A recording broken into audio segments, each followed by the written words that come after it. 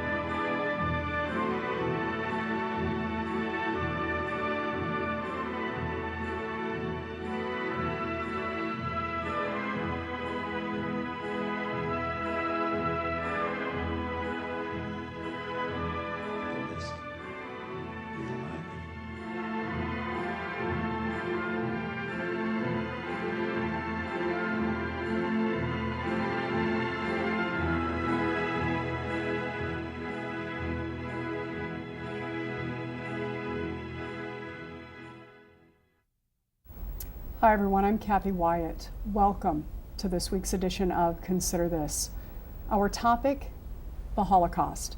Joining us to talk more about it are Liz Feldstern, Executive Director for the Institute for Holocaust Education; Paula Lenz, a World Studies, World History, Holocaust Education, and World Geography teacher at Skutt Catholic High School; and B. Karp, a Holocaust survivor.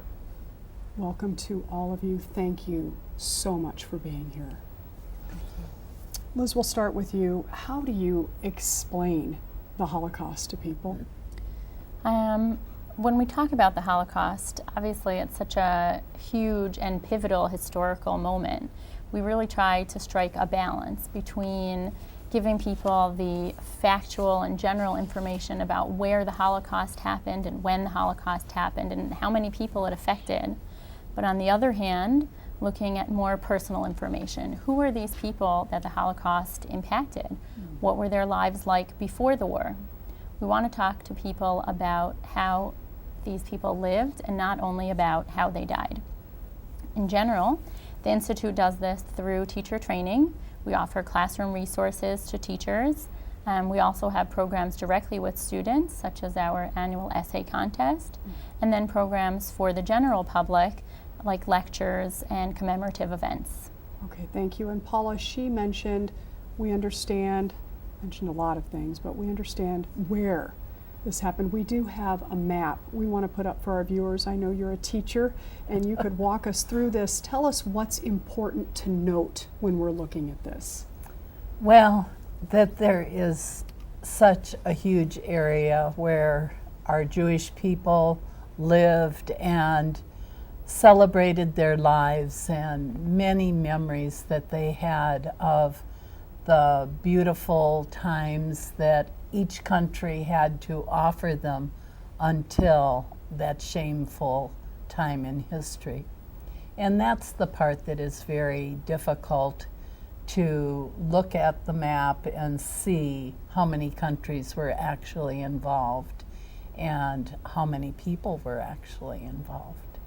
It's overwhelming. It's overwhelming for children as you tell the story. And as Liz said, we have to talk about the celebration of life in addition to the shameful disaster that took place also.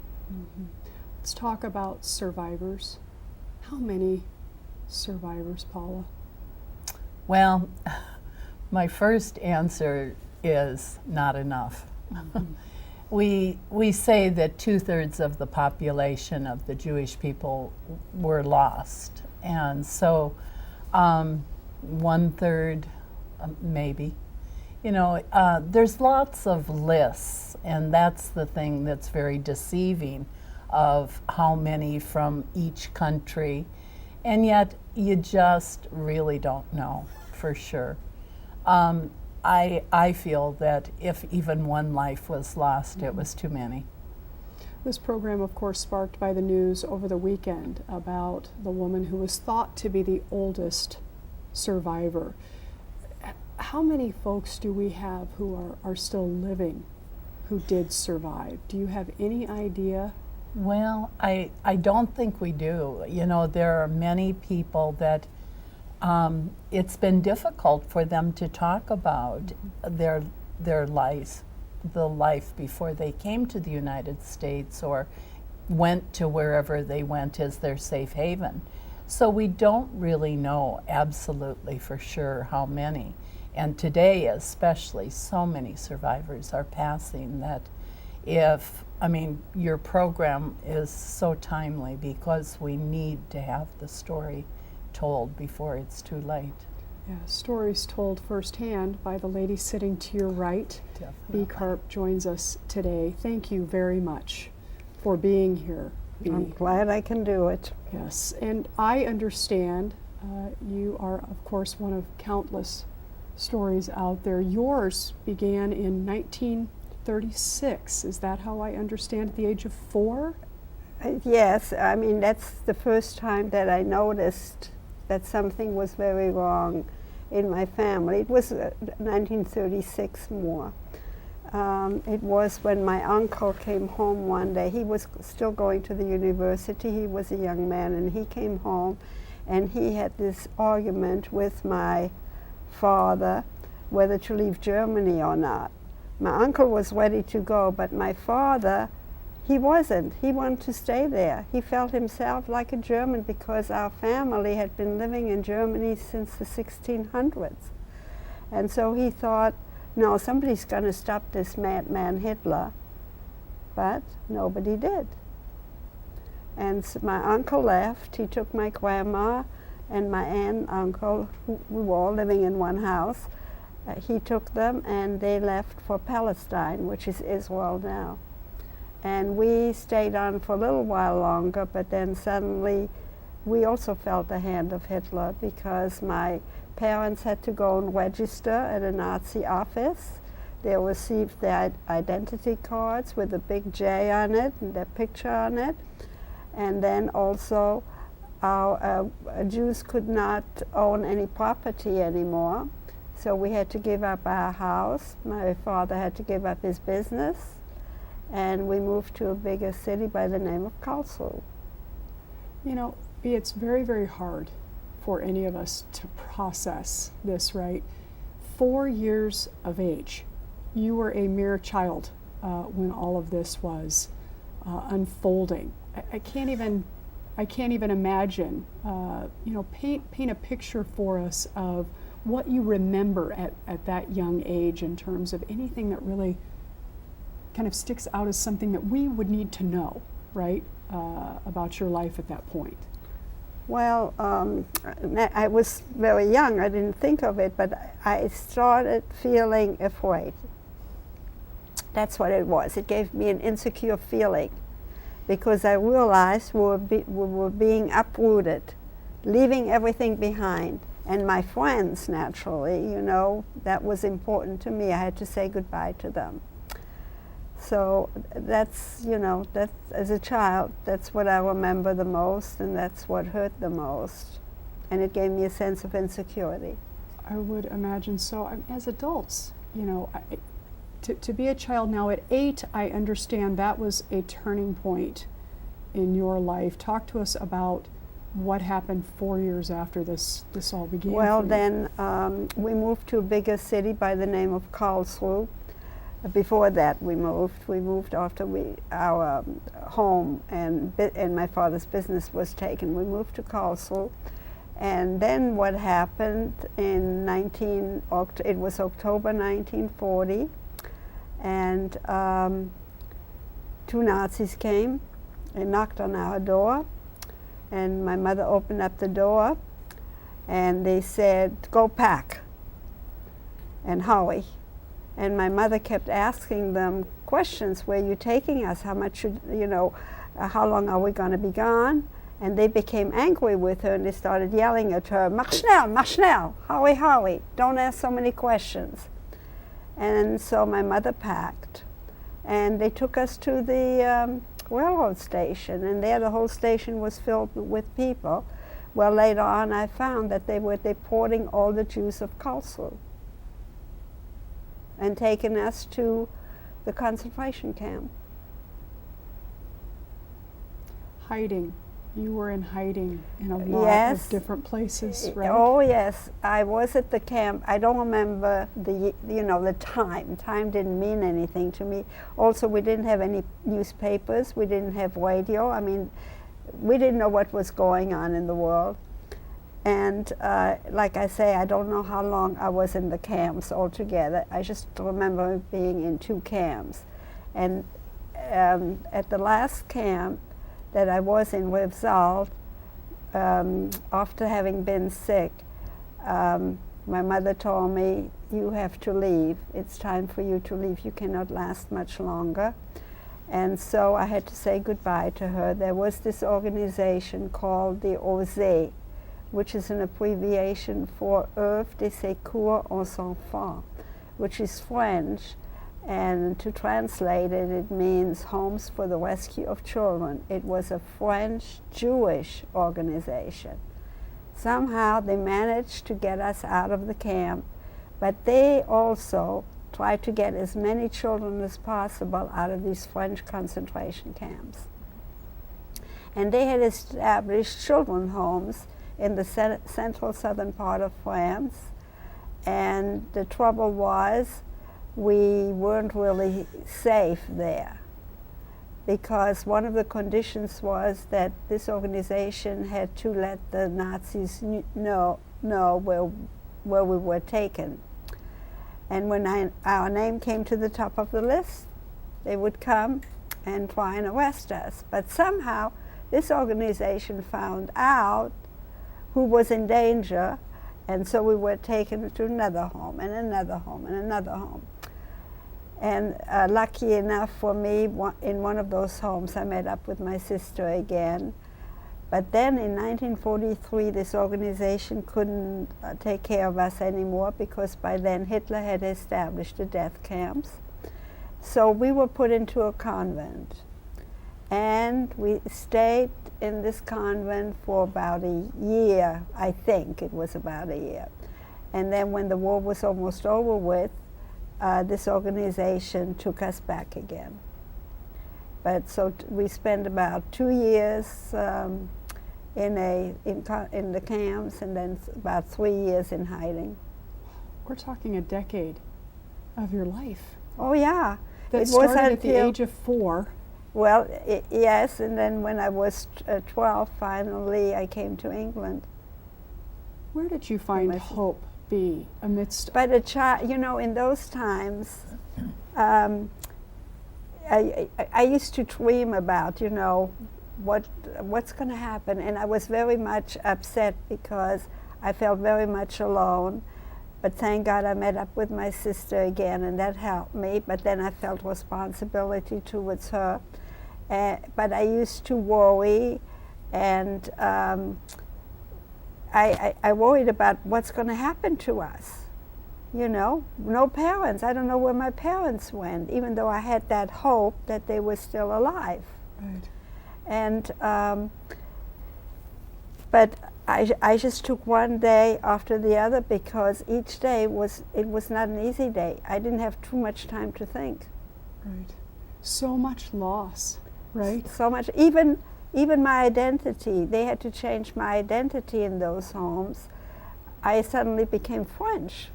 I got my real name isn't Beatrice. It's Beate, a German name.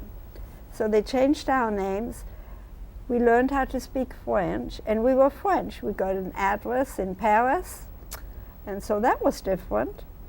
But thank God, I was born with an optimistic outlook, and I just took it all somehow in stride. So how do you come to detach yourself, Bea, from that? Physically, you can leave that behind, but emotionally, right, that Stays hangs with me. on Yeah. It forever. stays forever. I would imagine. And so Forever. talk with us a little bit about your transition out, your journey out physically, and how it was that you came to be here in Nebraska. Well, I was lucky. I really was very lucky in meeting my future husband 6 weeks after I was in New York.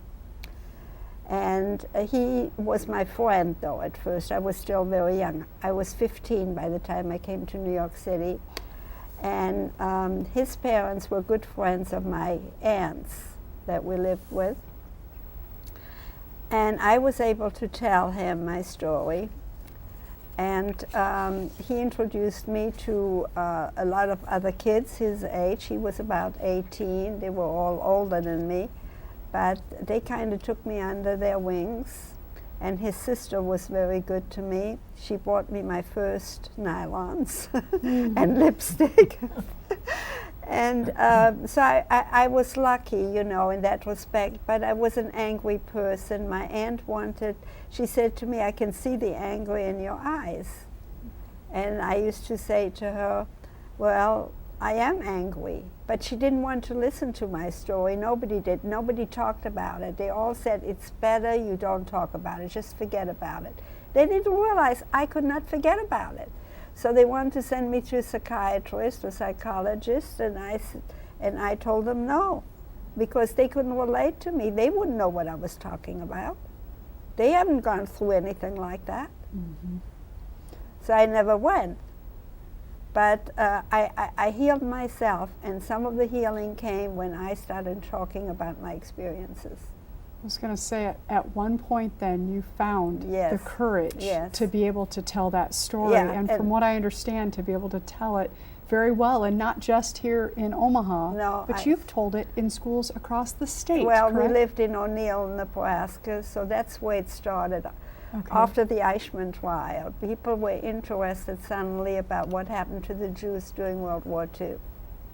So how many presentations, Bea, have you given? No idea. No Lost idea. track, huh? Oh yeah, I never counted because I was so busy with it. Yeah, when you tell the story, what is your takeaway? What do you hope that your audiences remember the most?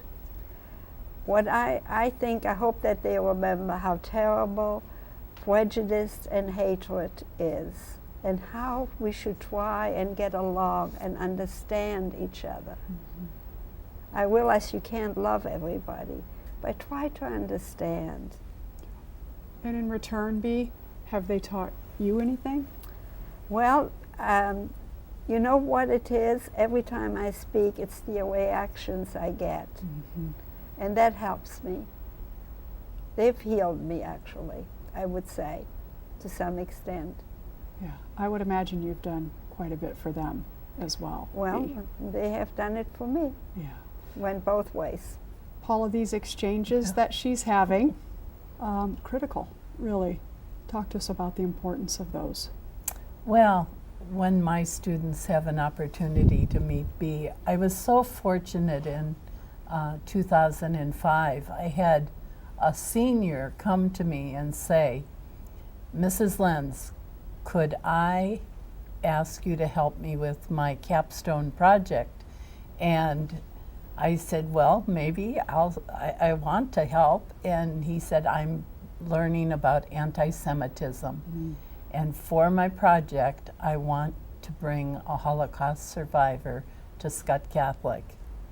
And that's where I met Bee. And my life has been changed ever since, because it was through a student who had enough courage to deal with anti-Semitism and make his peers aware that we are so fortunate at our school to have such a wonderful relationship with the Institute of Holocaust Education, and certainly with Bee, my longtime friend.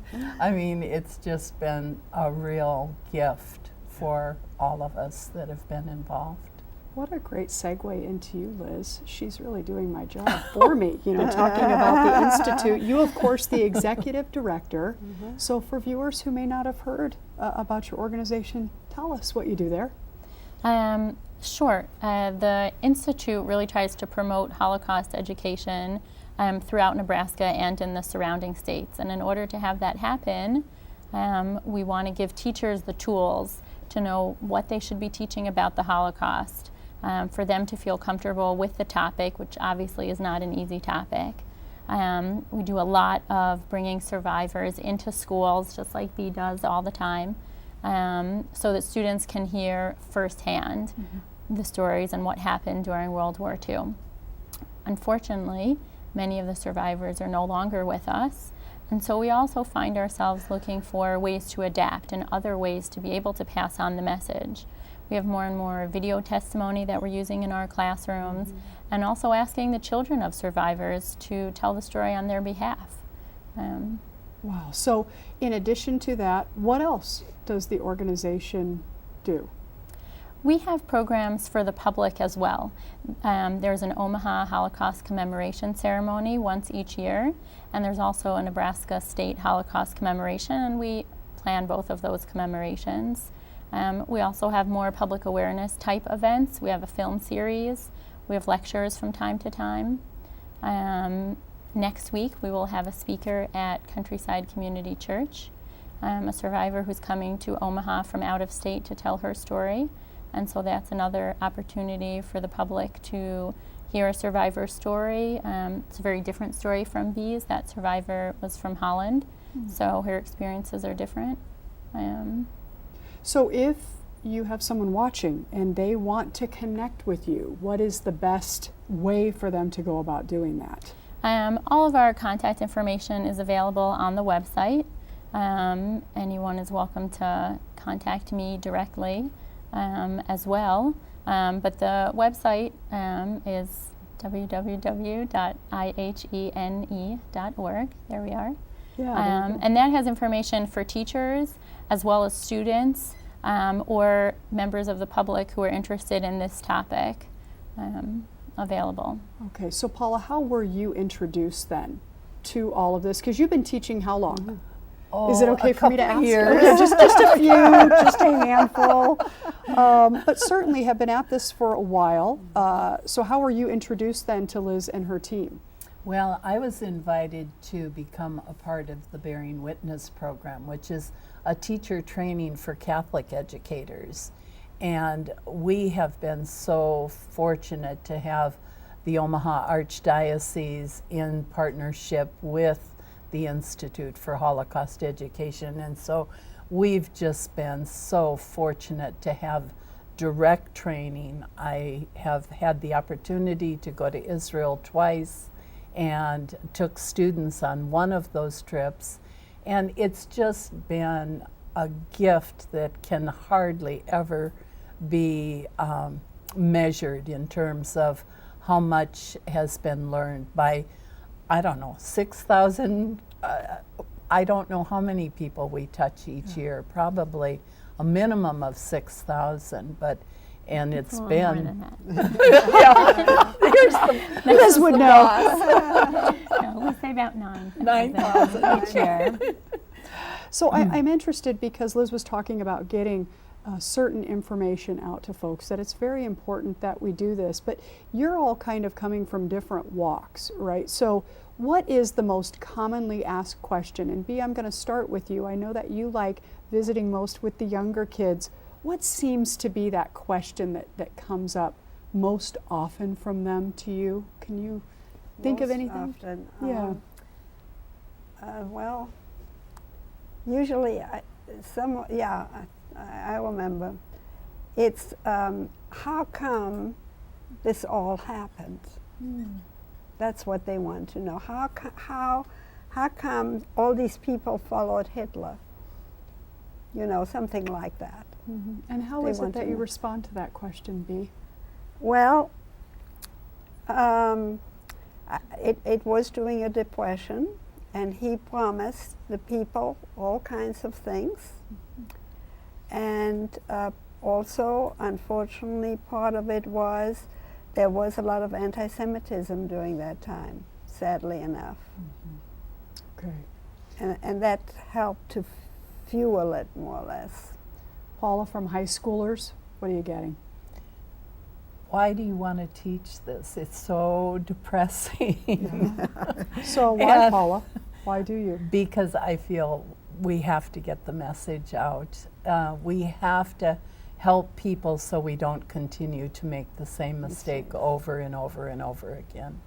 We have to learn to have peace, harmony, and understanding among all people. Right. Thank you. And Liz, in just the minute we have remaining, adults, do you get a common question from adults? Well, I think what Paula said of high schoolers is also true of adults. I think there's sort of a common misconception that studying the Holocaust is only about learning the history of, you know, atrocities and horrible things that happened. But I would say that Holocaust education is not just that, and it's also not just honoring the memories of all the people that perished, but it's really about thinking about the values that are important to us, and for young people and everyone to think about what is the kind of society that we want to be a part of, and what's the kind of society that they want to create.